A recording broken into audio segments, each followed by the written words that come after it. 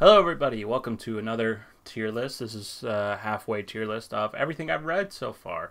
So we're going to be going through everything I've read. So we're going to start off with comic books, then go to manga, then go to pretty much like, or if that's the case, it changes around actually. Hold on. Okay. Then kind of one-off novels. Then get into series, mostly fantasy and sci-fi. And yeah, after that we'll take it from there. So I haven't read any like complete dog shit books.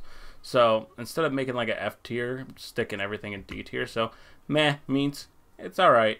Mid means meh, but an extra level of it's a little bit more improved than meh. It's just mid. You know, it's in the middle. It's okay. Then we have good. It's pretty good. Great. This is great. Read it. And then must read is you have to drop everything you're doing and read it.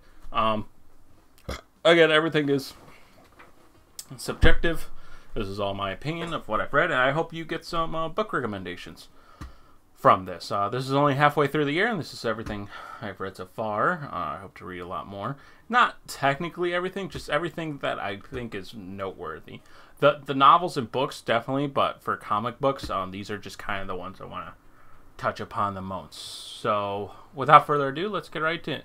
So, Godzilla Half-Century War is great. I think his name is James Stroke or something like that. I love his art.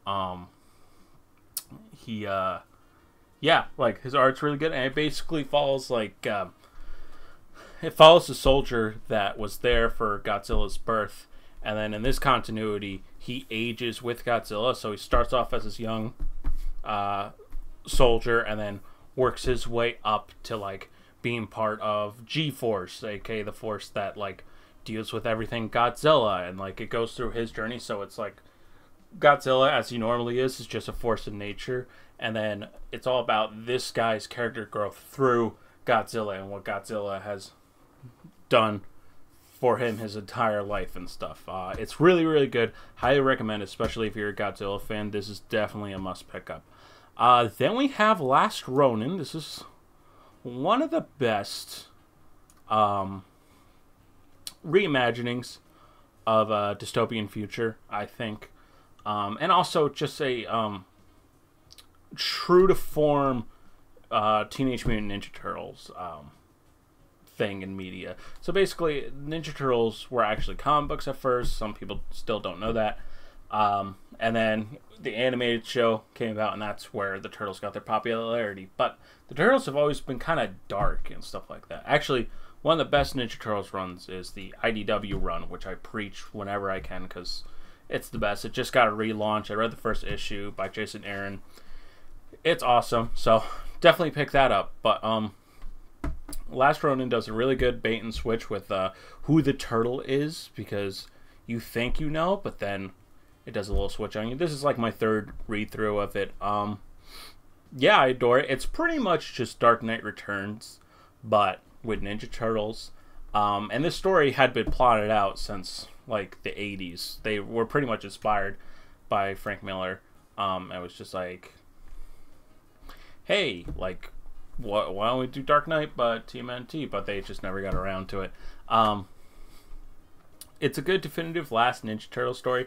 I've read Lost Years, which is the prequel to this series, but also touches upon the new Turtles. I have not read Last Ronin Part 2. Partially because Last Ronin had a good ending with The Last Ronin, and I think a sequel to that is kind of just cash grabby. But I haven't read it, so maybe it's extraordinary and incredible. I mean, they already have figures of the new Turtles in that universe. Yeah, it's a out of continuity universe, but still worth it. I mean, I love Last Ronin so much. I'm not gonna move them because like, if I move to display, it's going to be game over. But I have all the Last Ronin figures, all 4 of the Turtles, plus the Last Ronin, the NECA versions. And, yeah, I love them. They just look so cool next to the Mirage NECA Ninja Turtles. Yeah, so Last Ronin, really good. I guess you could pick this up as your first one, but I would recommend the IDW series, or you can pick up the classic Turtle stories too. They're good. Anyways, so I've been reading the Energon universe. I forgot to include Commander Cobra. I was never a G.I. Joe fan. But basically, the Image bought the license from IDW for G.I. Joe and Transformers, and basically the Energon universe is mixing G.I. Joe and Transformers and having them be at a consistent crossover, which I think is a great and cool idea. Void Rivals is kind of like the in-between. It's Robert Kirkman's brainchild. It kind of explains like the in-betweens and stuff like that of this universe. And I thought it was pretty great. I think the two characters are good. Basically, the two characters belong to different alien races that are at war with each other, and they actually learn to become friends and learn that, you know, maybe this war is has been forced to keep going on in order for some people to stay in power. It's a really, really good read. I don't know if it's still ongoing or how long it's going to go on for, but so far, very entertaining. Duke is awesome. I enjoyed it quite a bit, actually. Yeah, I put it right there. Duke is really fun. Basically, Duke is like, you can't tell me I didn't see a jet transform, and he saw Starscream, and the U.S. government's trying to deny it, so he goes on his own journey to uncover the secrets and stuff like that. So apparently there's going to be a, where this leads off, there's going to be a G.I. Joe comic book series.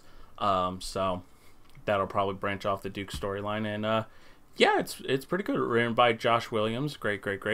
Daniel Warren Johnson writes and draws Transformers. This is just fucking awesome. If you ever want to see Optimus Prime do a what is that called? What the hell is it called? Not a choke slam. A pile drive. If you ever want to see Optimus Prime pile drive another Decepticon, this is the comic book for you. There's actually a pretty cool scene where, well, not cool, but interesting scene where Optimus accidentally kicks over a deer and kills it, and he's like, oh no. It's very much like an Iron Giant type of moment, and you know, it's like a kid and he finds Optimus and stuff like that. It's really good, really touching. It's got like wrestling mixed with Iron Giant mixed with Transformers. Alright, now we're going to get into the manga section. We got Uzumaki. This is my first read of Uzumaki. I gotta say, I thought it was good. Now, obviously, Junji Ito is a great artist. I think this is a very old kind of writing of manga, which I'm not personally a fan of. So basically, Uzumaki, there's a town where everything that has a spiral in it somehow gets deformed or starts like turning into an evil being. Like an example, one person turns into a snail because snail shells have spirals. One dude cooks up a bunch of people because the smoke turns into spirals. It's just very like a kind of like a Monster of the Week kind of thing, but instead of like actual monsters, or some of them are monsters, it's like happenings in the town. And just where it ended was just kind of weak in my opinion. It was just kind of odd, you know. I much prefer Tomy, and I would say this is great. I would say, yeah, Tomy, I think, in my opinion, is better than Uzumaki because it's the same formula, but it's more derived from a character. It's kind of like a Punisher comic where, like, sometimes Punisher will be like an anthology series where Punisher just stumbles upon a place, kills some guy, walks away, and does the same thing over and over.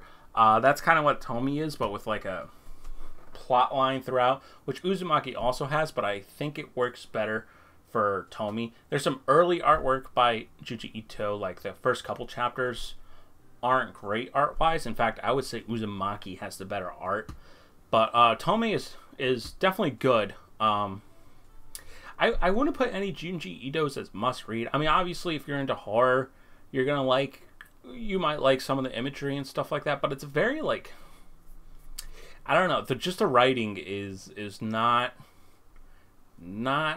fantastic. But you know, either way, Tomi is great. It's about this girl who basically her mere existence makes people want to kill her, and then she comes back to life and seeks her revenge.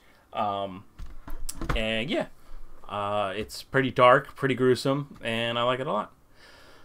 So I chose this volume in particular because I only read the Golden Age art of Berserk. I thought I was going to get back into Berserk, so I read all of Golden Age and then I stopped because I just like ate through Golden Age all over again. On my other channel, Black Hudson Productions, me and Peter, my co-host Peter, go through the new Ninja Turtle movie that came out, but also we did a live stream on Berserk and why we love it so much, and how it's really, really good, and that most people should read it, but it's not for everyone.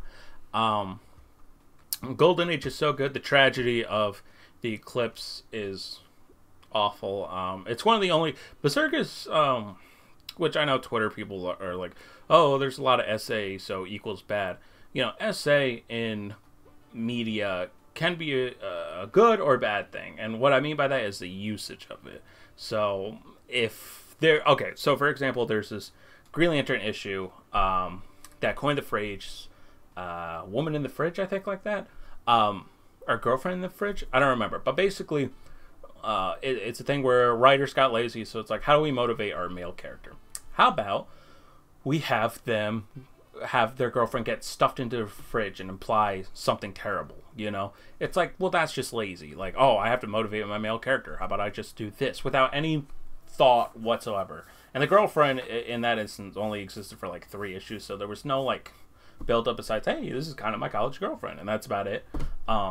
So it's using a woman as a plot device, whereas SA and Berserk, when it happens to someone, it's tragic and it's awful, and like really expresses like the darkness of SA. Like, if you know anything about Guts' backstory, that SA defines him as a person. It's not just a fucked up thing that happened and then he just moves on. It defines him as a person, and then he bumps into it on occasion or is reminded of it, and then he just goes absolutely insane because of all that trauma built up. And you know, it defines Guts as a character, and it's really you know, it can be overused in media, but when it's done right, like in Berserk, it's really done right.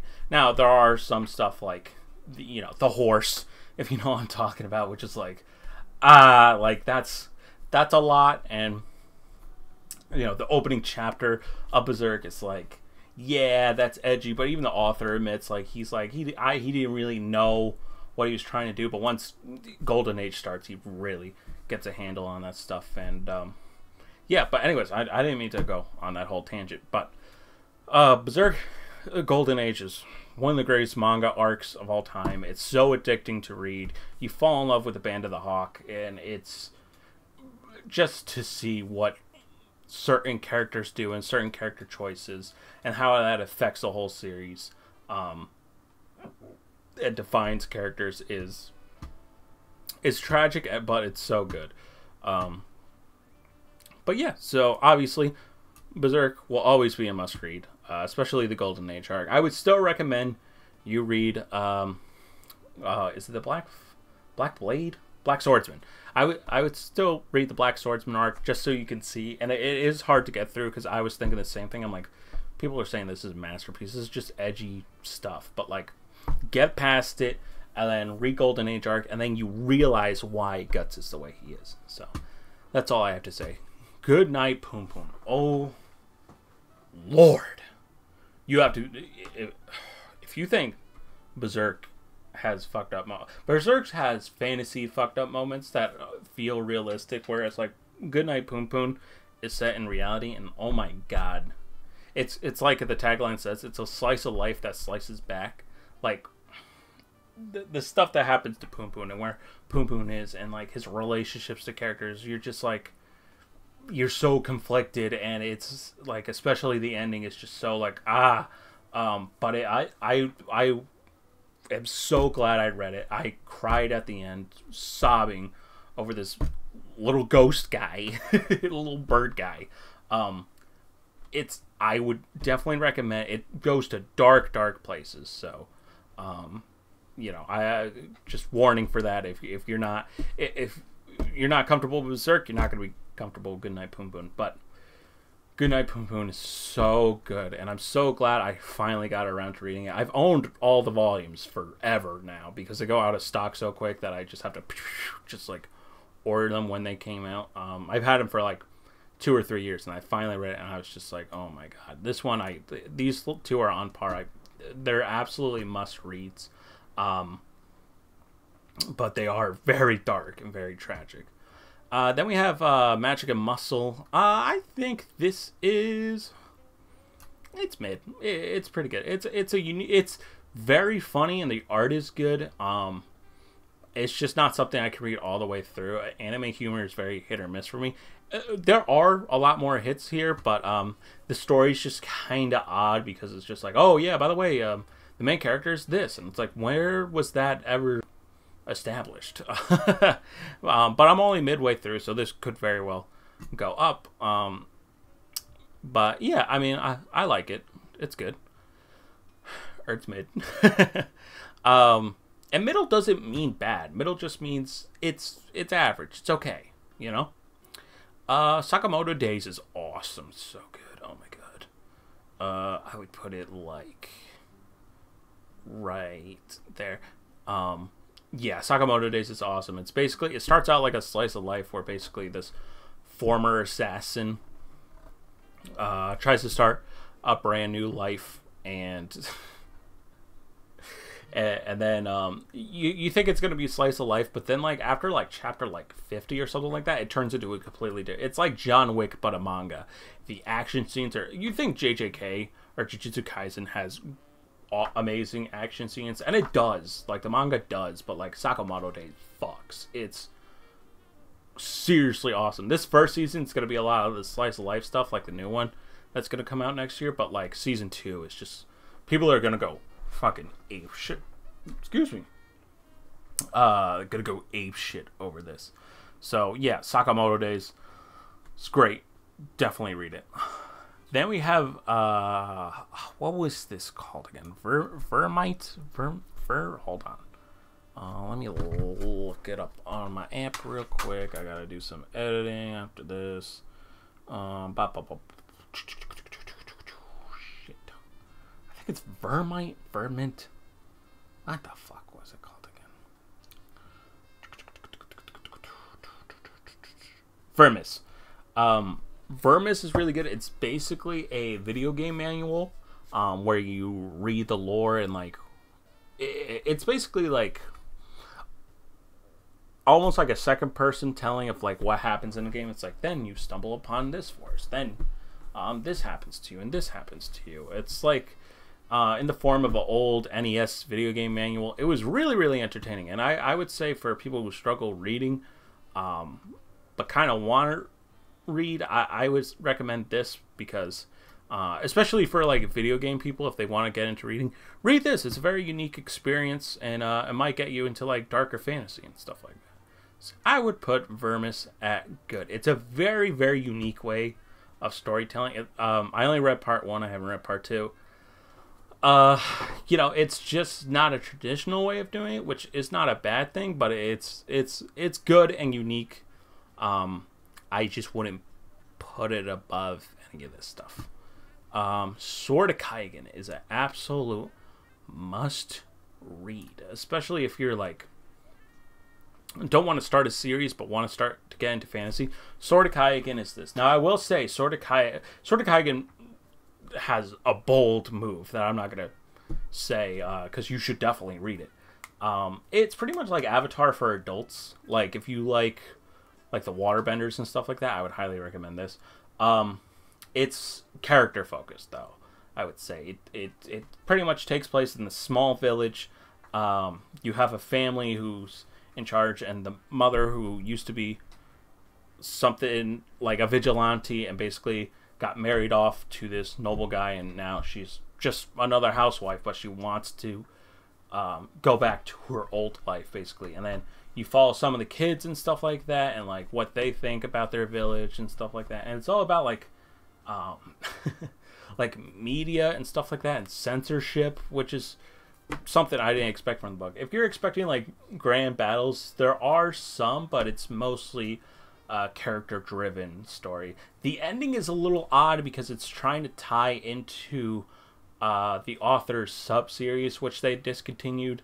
That one was like a YA series that was like, I guess, I looked it up online and had like mixed reviews and stuff, but like Sword of Kaigen still stands as its own thing. You don't need to, I don't know anything about that YA novel series that they did, but this is like a magnum opus, great standalone fantasy, and I hope it stays just as standalone because it ends just so perfectly with every character arc just wrapping up superbly.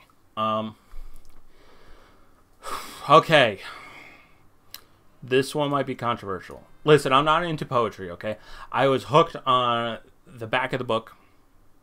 The back of the book is basically like two time traveler entities on different sides of a war, and they communicate with each other through writings. And technically, yes, the prose are all there, and the letters do tell a story about these two time travel entities essentially falling in love.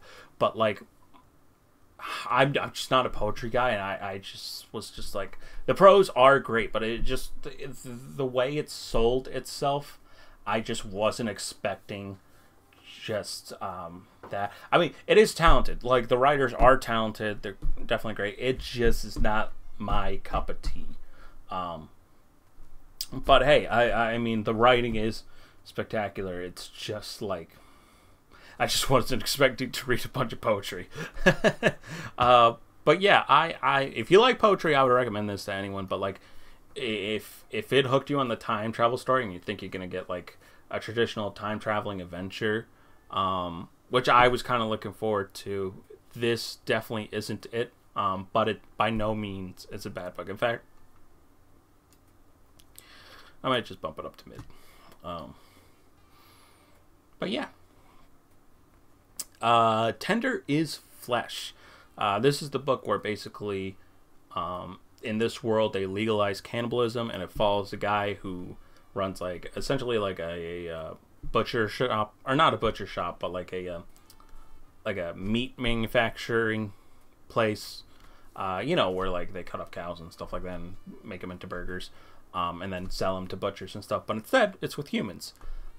This was definitely a disturbing read. I would say it's good. Not overly edgy, really, but still very good. The ending was a little odd to me. It kind of came out of nowhere. A lot of horror books always just like, their ending just comes out of fucking nowhere, and you're just like, what?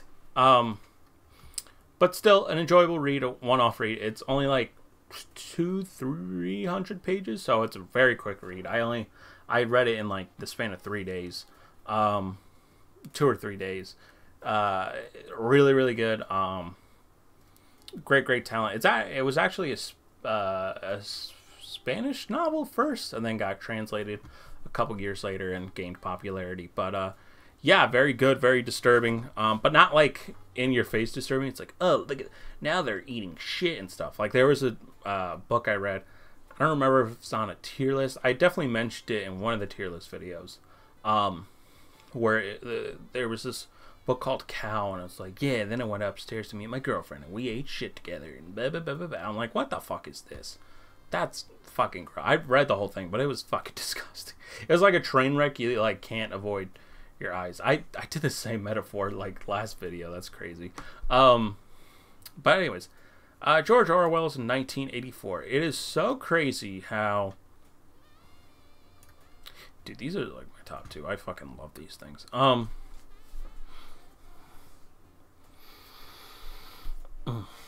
You know, must reads are all on the same playing field. These are in order, but these are like pretty much the same quality. 1984 is great. You know, it's so sad that like with the American educational system, when they want us to, I'm shaking the fucking camera. When they want us to read a book, they're like, all right, I'll fill out paperwork about this and that. when you read this on your own for enjoyment as an adult, it is a much better and smoother read. 1984 is still used today to compare how society is right now. The left and right use it for their own agendas. Again, not going to comment on. I think it's pretty easy how I act. It's applied my political views, but I'm never going to try to force them down anyone's throat. But like 1984 is both used accurately and inaccurately for metaphors of how society is and how language is controlled, and stuff like that. It's so good. George Orwell nails it. I want to read Animal Farm eventually. I'm just not in a literary mood. I'm mostly a sci-fi and fantasy guy. This year I'm way more into sci-fi, which is shocking because I'm normally just a fantasy guy. But yeah, I mean, fantastic. Then we have American Gods by Neil Gaiman. There's been some stuff going on about Neil Gaiman. It's hard to say whether, there are allegations as far as I know, so who knows and stuff. You can still appreciate artists' work even if they're not a good person. I fully believe that, but it's sad if those allegations are true. They're sad. I won't go over them here, but look at it yourself. American Gods, very, very good. Neil Gaiman just nails it as a writer. Shadow's journey is incredible, and all of like the mythological gods and creatures that he meets throughout. It's just a fun and unique way of viewing mythology and mythology creatures, and it's something I haven't really seen replicated before. There's a show on Netflix now that kind of is giving me American God vibes. It's called like it's got Jeff Goldblum. It's like Kronos. I don't remember exactly, but it's like giving me a little bit of American God vibes. Definitely recommend Going Blind. Just know it's about mythology, gods and stuff like that. But which gods? Who knows? I do because I read it. Then we have Percy Jackson Lightning Thief. I always start Percy Jackson.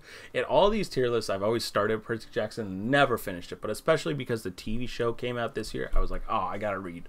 I'm definitely gonna read all the Percy Jackson stuff, and I stop after book 2. Book 2 really like fucking kills it for me. I just gotta skip to like Titan's Curse, I think the third one's called. I just gotta skip to that next year. But yeah, as normal, fucking Lightning Thief is great. It's a great YA series. I think it's personally better than Harry Potter, but what do I know, right? The show convinced me to buy a shirt. I've read this since I was like 13 years old. I've probably read this book more times than any book I've ever read. Well, besides Lord of the Rings, but I didn't read it this year. Yeah, great YA, great interpretations of the Greek gods and mythology as a whole. And then most of the series is pretty good. This is a short story by Brandon Sanderson. I thought I was going to catch up to Brandon Sanderson this year. I thought I was just going to be Brandon Sanderson all the way because I had read Way of the Kings and Mistborn last year, but I just got distracted with a little movie that came out. So I put all my attention on that. And I've just been in more of a sci-fi mood for whatever reason. So this one's just a short story. It's about one of the characters in Mistborn and their discovery of the 11th metal. So it's pretty interesting. Yeah. Then we got Untethered. This is definitely a meh. I was so disappointed because Fonda Lee wrote the Greenbow Saga, which consists of Jade City, Jade War, and Jade Legacy. I still gotta read Jade Legacy. I stopped at the third book because it's one of those series that is so good, and you're like, if I pick this up, I'm not gonna put it down. So I've just been waiting for the right moment to pick that back up and just devour it because Fonda Lee's Greenbow Saga. It's fucking awesome. I even gave, as a gift, I gave the first book to Markeith, my best friend, and he was just like, oh my god, like he was like updating me as he was reading and stuff. It's a good, it's a slow build. All the books are slow builds, but once they get to that like payoff moment halfway through, it's, you just devour the book. But this one was not great. It was short, but it felt long. I am just not personally a fan of it. It's like about this person who trains these large birds, and large birds are dangerous and stuff, and it just kind of, we just want, like, there's no, like, the character has to get to here or something like that. Like, it's just kind of like, here's what happens, and it's like, okay. So yeah, I mean, Fonda Lee, fantastic author. All her other works I adore. It's just this one, for whatever reason, did not click with me whatsoever. And, you know, I am judging writing and stuff. I've never written a book in my entire life, or graphic novel, or comic book. I hope to someday do that, and probably when I do, it's not even going to remotely touch any of these. But this is just my feelings. I have no ill will toward her at all. She's a great writer. The Greenbow Saga is incredible. But for whatever reason, this little novel didn't work for me. And I don't say little to mine. I mean, it's like barely 200 pages. So it's literally little. But yeah. Then we have Rise of the Ranger. I thought this was okay. It did a lot. It did a little bit too much too quickly. I would have preferred a slower pace. It just felt like the world didn't really grab me. It was just like, oh, here's a ranger, here are the elves, and yeah. And it's like, for me at least, I've kind of seen it all before, and there wasn't much more new here. Now, this is a 9-book series, and maybe I'll continue it eventually, because they're all on Kindle Unlimited. But I was ready to start a long series, and I finished this one, and it didn't really drive me to keep going. But that by no means does that mean it's a bad book. It's just kind of middle of the road. Maybe I'll pick it up again one day, but for right now, I think I'm going to move on to a different series. But for people getting into fantasy, I believe this is actually a very good recommendation, because it pretty much functions as like it does tropes, but it kind of, I don't know why I'm struggling so much to talk about it. It does tropes and subverts them in some ways, which are good things. But for me, I've just kind of seen it, before, and seen it a little bit better. Yeah, but still good. Foundation. This is a classic sci-fi novel. I will be honest, I think this is pretty mid.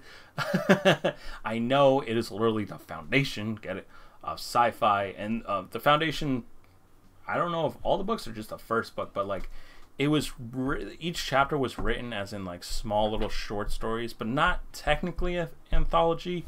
And then they just put them all into one book.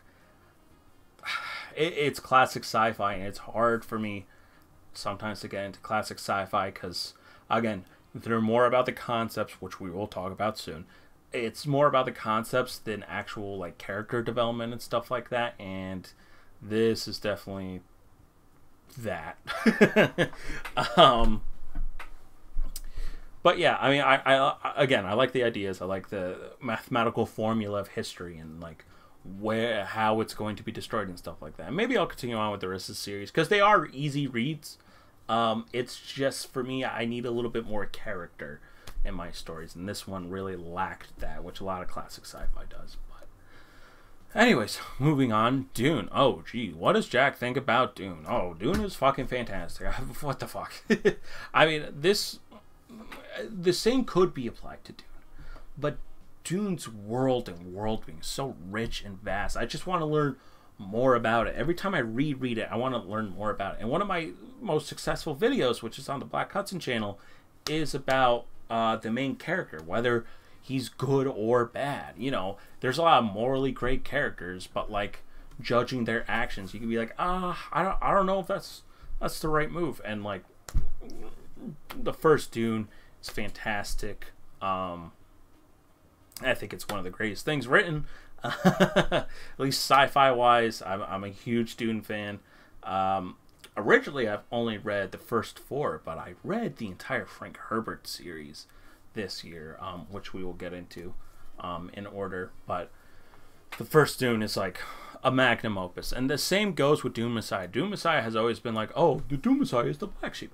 I feel like the first Dune book isn't complete without Dune Messiah. Dune Messiah is the epilogue to Frank Herbert's message. In fact, he just wanted to leave Dune off at first, but then people were like, oh, Paul's right. Paul is and he's like, no. Paul is a charismatic leader that's going into dangerous territory. That's my whole message. If you take anything from the Dune Messiah, it's like charismatic leaders are bad. And you can see that with, you know, some of the stuff going on in American politics. That's all I'm going to say on that.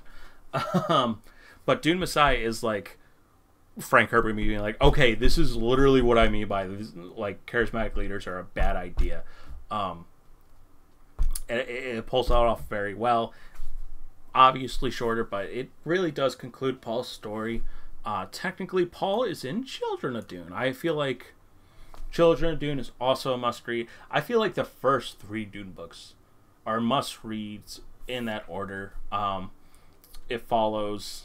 I believe, yeah, it's Paul's kids, and then the Baron Harkonnen taking over Paul's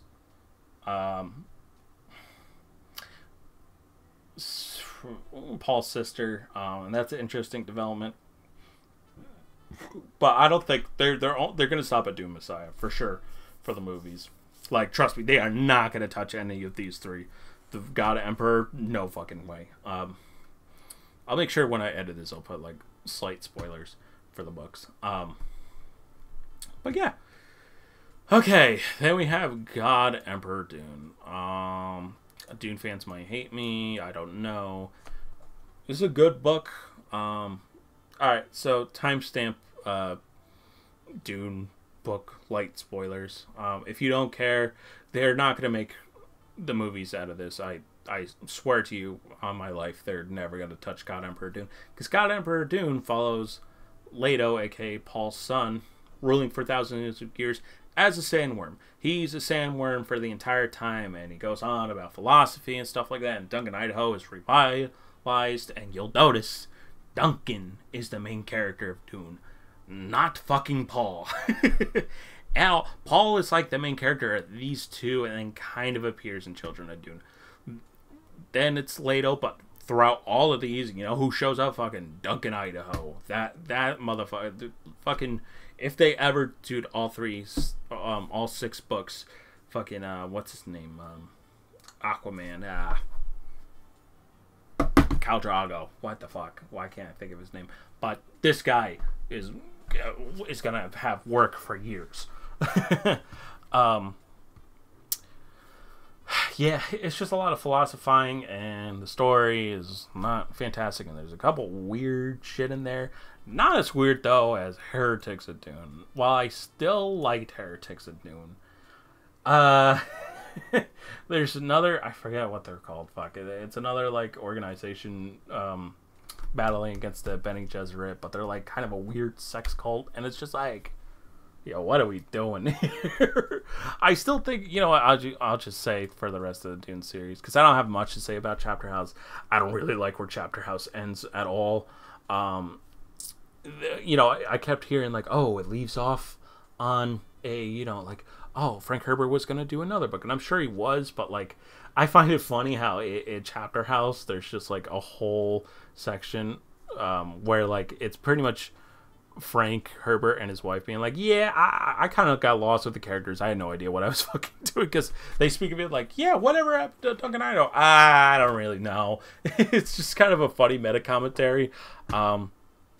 these books are not for everyone. I would say the first three are, but going forward, like Frank just gets really into like, this is the philosophy, and it's like, this is really interesting, but also what happened, like why is this so weird?